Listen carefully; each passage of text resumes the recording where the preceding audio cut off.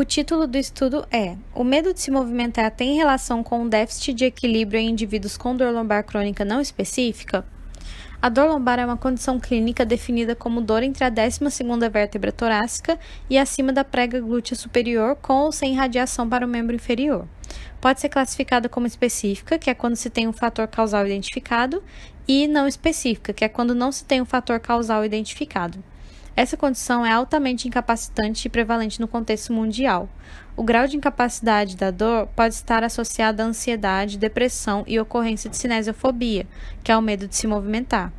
Devido à persistência da dor, estabelece-se o medo de se movimentar e, consequentemente, pode haver adaptações como encurtamento muscular, diminuição de amplitude de movimento e alterações na propriocepção. As alterações na propriocepção é uma das principais causas de perturbação do equilíbrio nesses indivíduos. No entanto, a relação entre déficit de equilíbrio e cinesiofobia em indivíduos com a dor lombar crônica não específica ainda não foi elucidada. O objetivo desse estudo é investigar a relação entre a cinesiofobia e o equilíbrio dinâmico em indivíduos com dor lombar crônica não específica, além de investigar também se aspectos físicos como idade e índice de massa corporal interferem na dor lombar.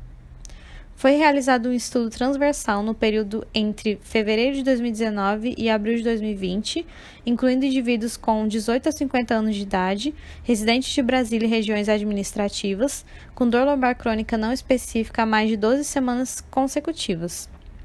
O estudo foi aprovado pelo Comitê de Ética de Pesquisa no dia 25 de setembro de 2018.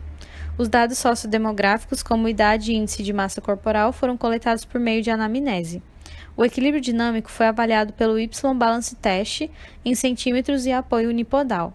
Esse teste é composto por uma base fixa e 3 hastes que se movimentam nas direções anterior, posterolateral e posteromedial.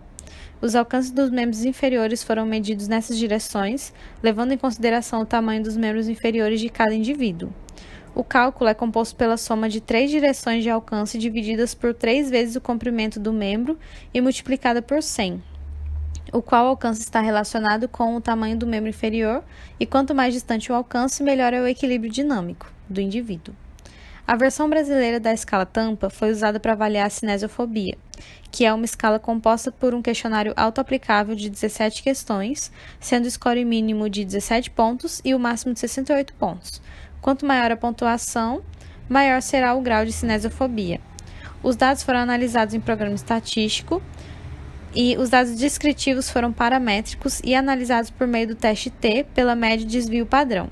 A correlação entre score de cinesiofobia e as medidas do Y-Balance Test foram analisadas pelo teste R de Pearson, sendo classificada como pequena, baixa, moderada, alta e muito alta. A variância compartilhada foi calculada pelo R² em porcentagem, e a significância do estudo foi de 5%. Nosso estudo teve participação de 32 indivíduos, sendo 22 mulheres e 10 homens. Nós caracterizamos nossos participantes e estratificamos por gênero, como mostrado na tabela. Em relação à cinesiofobia, verificamos um score médio de todos os participantes de 43,4, com desvio padrão de 8,5. Em relação ao equilíbrio dinâmico, o score médio para o membro inferior direito foi de 55,3, com desvio padrão de 12,7, e para o membro esquerdo foi de 58,2, com desvio padrão de 11,2. Observou-se uma correlação moderada entre a idade e o índice de massa corporal, como mostrado na tabela.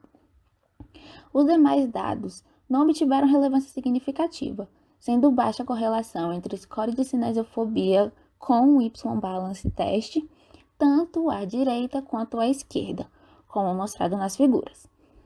Nossa conclusão foi: nosso estudo demonstrou que não houve correlação significativa entre a cinesiofobia e o equilíbrio dinâmico em indivíduos com dor lombar crônica não específica. Tais resultados demonstram que a avaliação do equilíbrio dinâmico e da cinesiofobia devem ser analisados separadamente.